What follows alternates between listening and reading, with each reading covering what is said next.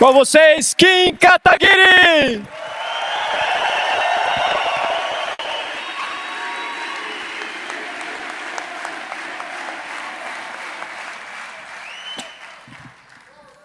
Boa tarde a todos. Gente, é com muito orgulho que eu sou anunciado hoje como o primeiro membro da equipe ministerial do governo Renan Santos.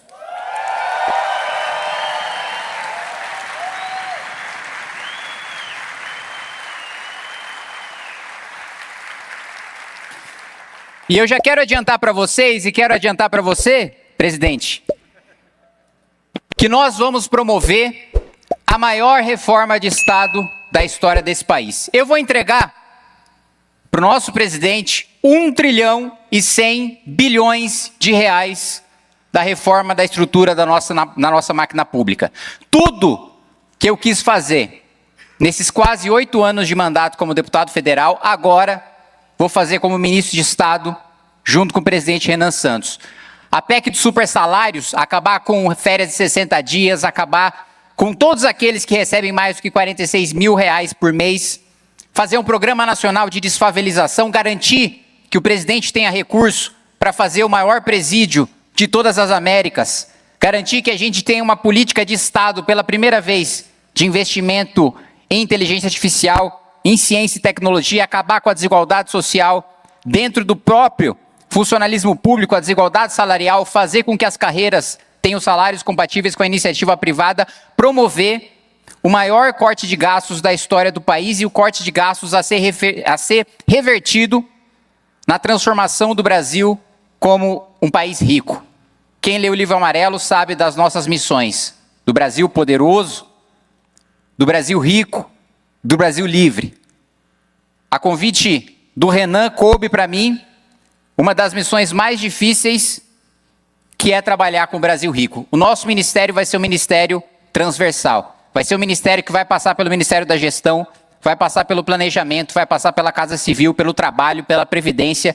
A gente vai ter um trabalho muito grande para fazer. E diferente da covardia que nós vimos nessa semana com o Flávio Bolsonaro, nós não teremos vergonha de defender publicamente o remédio amargo. Não contem comigo para ser covarde de promover pauta populista e de esconder que nós vamos ter sim que fazer reforma previdenciária, que nós vamos ter sim que rever os pisos da saúde e educação. Porque qualquer um que vença a presidência da República vai ter que fazer, mas só a gente não comete o estelionato eleitoral de mentir para a população, de ir para a campanha dizendo que a gente não vai fazer. E ao longo dos próximos 2 meses, eu vou ter o trabalho de coordenar e de trazer para a equipe econômica e de anunciar para vocês os membros da futura equipe econômica do governo Renan Santos. Eu não fiz convite e eu não conversei com nenhum deles. Vou passar a trabalhar a partir de agora. Mas eu adianto que, como eu sempre fiz como deputado federal, eu vou me cercar dos melhores. Eu vou me cercar daqueles que entendem de cada um dos assuntos que a gente precisa para transformar esse país num país desenvolvido. Cada um deles estará na nossa equipe. Eu sempre li e sempre escutei e vou continuar escutando e convido a continuar falando comigo e a continuar trabalhando junto com as nossas ideias, agora não como deputado, mas como ministro de Estado. Eu quero dizer que eu vou beber da fonte de Marcos Lisboa, de Samuel Pessoa, de Zeina Latif, de Mário Mesquita, de Mansueto Almeida, de Marcos Mendes, de Helena Landau, de toda a equipe do Plano Real. As portas do governo Renan Santos estão abertas para cada um de vocês e para todas as outras mentes brilhantes do nosso país.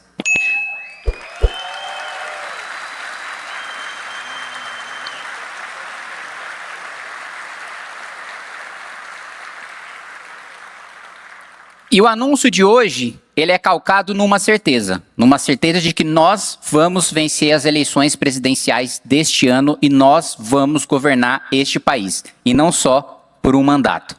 E nós teremos todo o tempo para transformar o nosso país no país desenvolvido que a gente quer.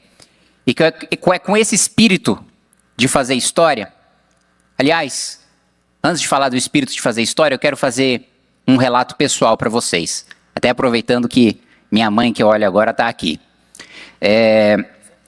Eu sempre gostei muito de língua portuguesa. E uma vez eu participei de um campeonato de conjugação verbal.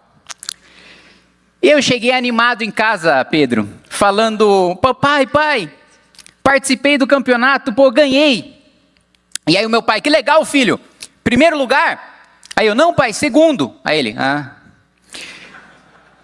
E aí, conversando com a minha irmã, depois que meu pai faleceu, ela falou aqui: essa cobrança que o pai sempre teve em relação a gente, essa era a maneira dele demonstrar que nos amava.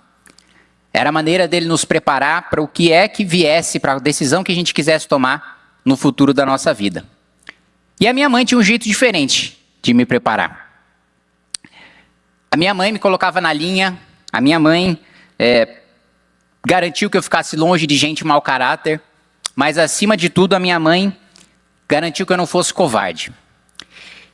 E eu acho que eu nunca falei dessa história publicamente, e eu peço desculpas, mãe, se for causar algum constrangimento, mas eu apanhava quando eu estava na pré-escola. E aí uma vez eu fui reclamar para minha mãe. Falei: mãe, o moleque fica me batendo lá todo dia que eu estou na escola. Aí a minha mãe não me socorreu, pelo menos não diretamente. A minha mãe disse o seguinte: bate de volta. Foi o que eu fiz. No dia seguinte, o menino veio me bater, o mesmo menino veio me bater, eu dei um socão na cara dele. E eles... Gostou, Arthur? Deu um socão. Não foi qualquer soco, eu garanto para vocês, como o Renan gosta de Cavaleiro do Zodíaco, foi um cometa de Pégaso, né? E ele ficou com o olho roxo, sangrando. E aí, a mãe desse menino foi lá em casa reclamar com a minha mãe. Falou: seu filho bateu no meu e tal. A minha mãe olhou para a mãe do moleque e falou: sim, eu sei, eu que mandei. O moleque nunca mais mexeu comigo. Funcionou. Aliás, Renan, você me permite fazer uma sugestão? Se a primeira operação de retomada de território, de lei e ordem, pudesse ser a Operação Dona Cláudia, eu vou considerar.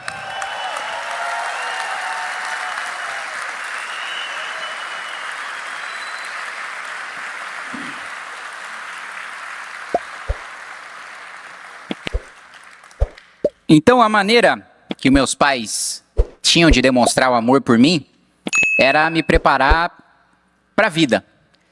E a maneira que eu tenho de demonstrar amor pelo meu país é dando o melhor que os meus pais me ensinaram a fazer, é dando o melhor pelo meu país. Os meus pais, então, me prepararam a vida toda para alguma coisa que eles não sabiam o que era. Basicamente para dar uma escolha, para que eu estivesse pronto para a escolha que eu tivesse. E eu escolhi, junto com os meus amigos que estão aqui, junto com a militância do Movimento Brasil Livre, do qual sou colega, do qual sou membro, parte integrante, com os coordenadores, do qual sou colega, eu escolhi, e a minha escolha foi fazer história, junto com cada um de vocês. O nosso país hoje, e o Renan, a fala do Renan foi um prenúncio do que eu vou falar agora, ele está tomado por dois tipos de pessoas. Primeiro, você tem os canalhas. Os canalhas, eles têm a audácia de disputar o poder, vencer e de nos governar. Os canalhas não têm medo nenhum. Os canalhas estão muito confortáveis.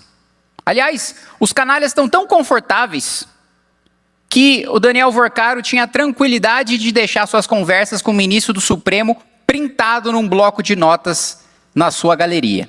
Os nossos canalhas estão muito confortáveis, mas esse é o primeiro tipo de pessoa que domina o nosso país.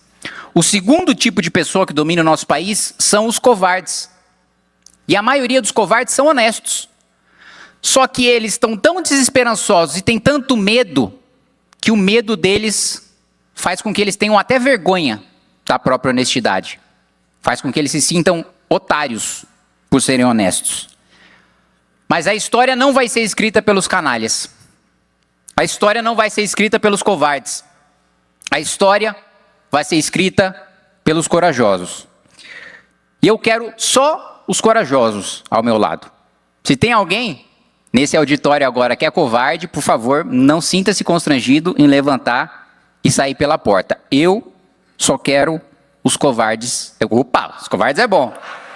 Olha o ato falha aí. Eu só quero os corajosos juntos comigo. Eu quero os covardes bem longe. Era isso que eu ia falar, vocês me interromperam. E eu sei que ser corajoso, todo mundo que está aqui sabe muito bem. Ser corajoso tem um preço.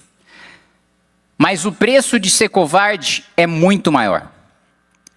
O preço de ser covarde é você estar nos últimos momentos da sua vida, olhando para o seu passado, olhando para tudo aquilo que você fez e se arrepender de ter deixado como único legado a miséria da sua própria alma.